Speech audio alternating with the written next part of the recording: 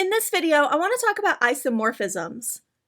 If we look up the word isomorphic in the dictionary, it tells us that two things are isomorphic if they have the same structure. And this is central to every single branch of mathematics. Objects may be different in substance, but identical in form. One of the easiest examples to see would be congruency in geometry. Just because you have two shapes, they might be turned a little bit different and not immediately look like each other. They still can be congruent, and so that would be a very basic example of isomorphic. But let's see how to define this in algebra. Here I have two groups, G1 and G2, along with their group table. G1 has the elements 0, 1, and 2, and it's just addition modulo 3. G2 is EAB, with the operation defined by this group table. However, I can see if I replace the 0 in the first table with an E, replace the 1 with an A, and the 2 with a B, we have the exact same group here. So these are isomorphic. They are the same group, they just look a little bit different. They're set up a little bit different, but ultimately they are the exact same group. Just a relabeling of the elements gives us that they're exactly the same.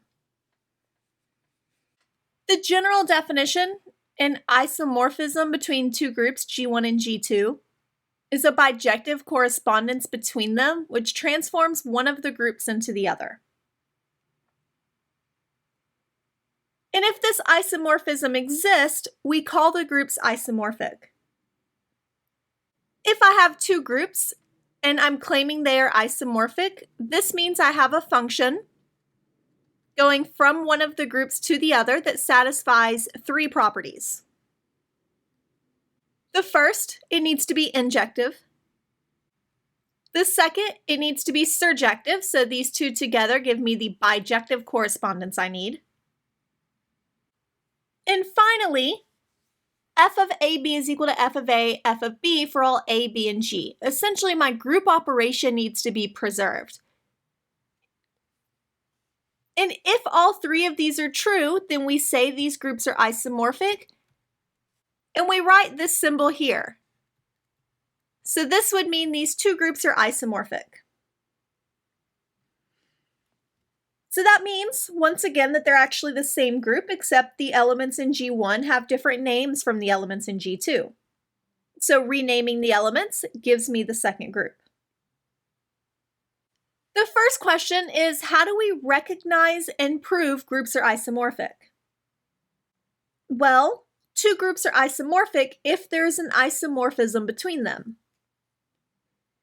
So the burden of proof here is upon us to actually find the isomorphism and show it is an isomorphism. So if we suspect that two groups are isomorphic, we need to start by actually finding the isomorphism. The first step in this process is to make an educated guess for my isomorphism, my function f going from G1 to G2. We may not get this right the first time around, but we should try to make a guess and see if we can make it work. Once we have our guess, we need to make sure that it is a bijective function. And then we need to check that it satisfies our isomorphism identity, that f of AB is equal to f of A, f of B. Let's do a really quick example of this.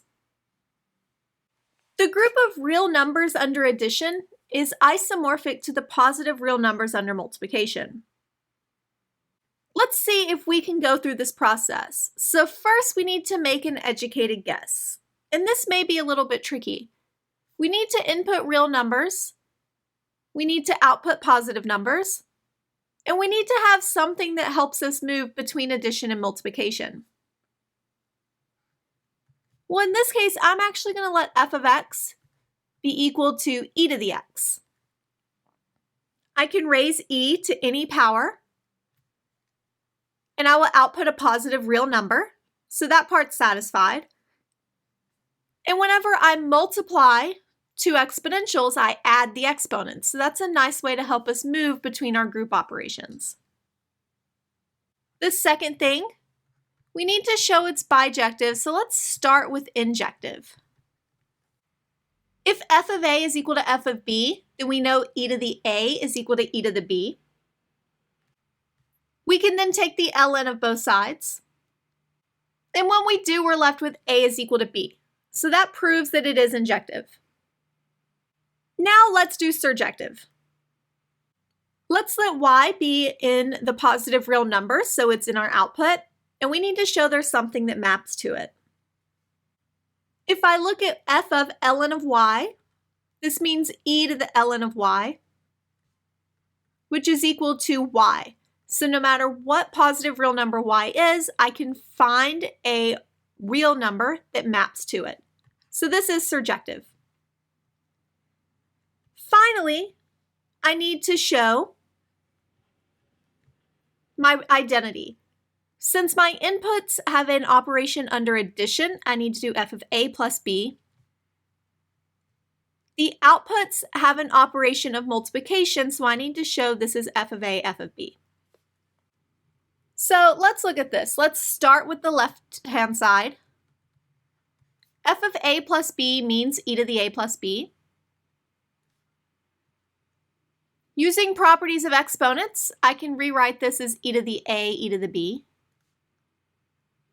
E to the a is by definition fa, and e to the b is by definition fb. So I have my identity, my isomorphism identity. Therefore, these are isomorphic. The real numbers under addition is isomorphic to the positive real numbers under multiplication. Now let's look at recognizing non-isomorphic groups. To show two groups are isomorphic, we need to find the isomorphism between them. However, we can't prove that every single possible function is not an isomorphism. So instead, what we need to do if we have two groups that we do not think are isomorphic, we need to find a property that one has that the other does not, to show that they're different. As an example, perhaps one of my groups is commutative and the other is not. That would prove that they are not isomorphic. Another one, perhaps one of my groups has an element that is its own inverse and the other group does not. Maybe one of my groups is cyclic and the other is not. And there are a lot of other different things we could do. Maybe one of them has an element that whenever I square it, it's the identity, and the other one does not have that property, or there could be a ton of others. Essentially, any property that you can prove is true in one group that is not true in the other. Let's look at an example of this.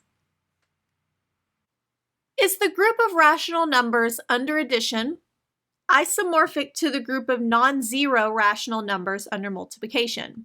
So we're going to consider all the rational numbers under addition and all of the non-zero rational numbers under multiplication. When I look at my group of non-zero rationals under multiplication, I have a number, -1, that is its own inverse. So -1 is its own inverse here.